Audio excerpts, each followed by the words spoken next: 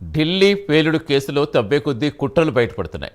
నిందితుడు ఉమర్ తనను తాను కరుడుగట్టిన ఉగ్రవాదులు బుర్హాన్ వానీ, జకీర్ మూసాకు వారసుడిగా భావించేవాడని తేలింది. 2023 నుంచే ఐఈడీల తయారీపై పరిశోధన చేస్తున్నట్టుగా గుర్తించారు.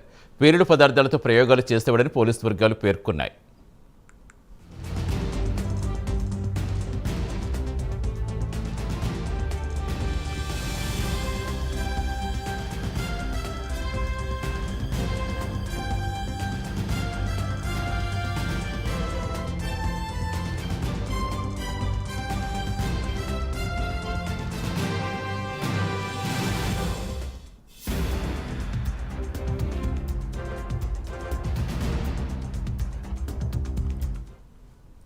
ఉగ్రదాడుల ప్లాన్ విషయంలో మిగిలిన వారితో అభిప్రాయ భేదాలు రావడంతో మరో ఉగ్రవాది అదిల్ రాదర్ పెళ్లికి ఉమర్ హాజరు కానున్నట్టు గుర్తించారు.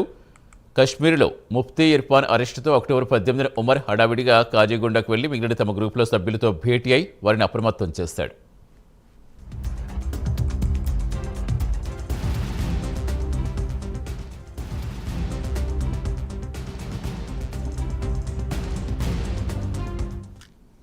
ఫరీదాబాద్ ఉగ్రకుట్రలో మిగిలిన సభ్యులైన ముజమ్మిల్, అదిల్, ముఫీ ఇర్ఫాన్లు అల్ ఖైదా భావజాలంతో పనిచేస్తుంటే ఉమర్ మాత్రం ఐసిస్ తరహాలో పనిచేయాలని భావించేవాడు. ఈ బృందంలో కొందరు ఆఫ్ఘన్కు కూడా వెళ్లేందుకు విఫలయత్నం చేశారు. ఈ గ్రూప్లో ముఖ్యంగా ఉమర్ లెక్క లేకుండా నిధులు ఖర్చు పెట్టడంపై అభిప్రాయ భేదాలున్నాయి. ఈ నిధుల్లో అత్యధిక భాగం మహిళా సభ్యులైన డాక్టర్ షాహిన్ నుంచే లభించాయి.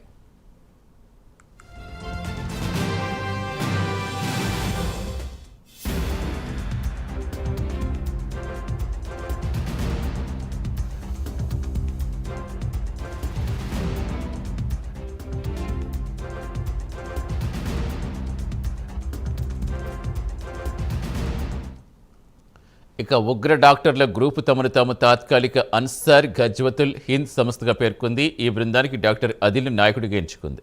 ఇది భారత ఉపఖండంలో అల్ ఖైదాకు అనుబంధంగా పనిచేస్తోంది. పోలీసులు ఈ ఉగ్రముఠాకు జైషే అన్సార్ గజ్వతుల్ హిందులతో సంబంధం ఉన్నట్టుగా నిర్ధారించారు.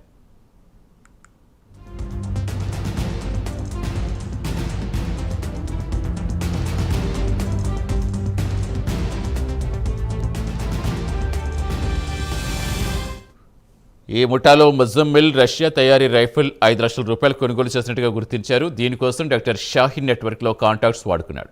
అందులను అరెస్ట్ చేసే సమయంలో ఆ ఆయుధం ఓ లాకర్ నుంచి భద్రతా దళాలు స్వాధీనం చేసుకున్నాయి. ఇక పేలుడు పదార్థాలు ఉంచేందుకు కూడా షాహిన్ సాయంతో ముజమ్మిల్ ఓ డీప్ ఫ్రీజర్ కొనుగోలు చేశాడు. ఉష్ణోగ్రతకు ప్రభావితమయ్యే రసాయనాలు దీనిలో ఉంచారు. ప్రస్తుతం వీటిని ఫోరెన్సిక్ బృందాలు పరిశీలిస్తున్నాయి. వీటి కొనుగోళ్లకు పుల్వామా దాడి కుట్రదారుడు ఉమర్ ఫరూక్ భార్య ఆఫ్రా బేబీ సాయం తీసుకున్నారు. అంతర్జాతీయ ఉగ్రవాది మసూద్ మెనల్డే ఈ ఫరూక్. ఇతడిని 2019లో భద్రతా దళాలు ఎన్కౌంటర్లో మట్టుపెట్టాయి.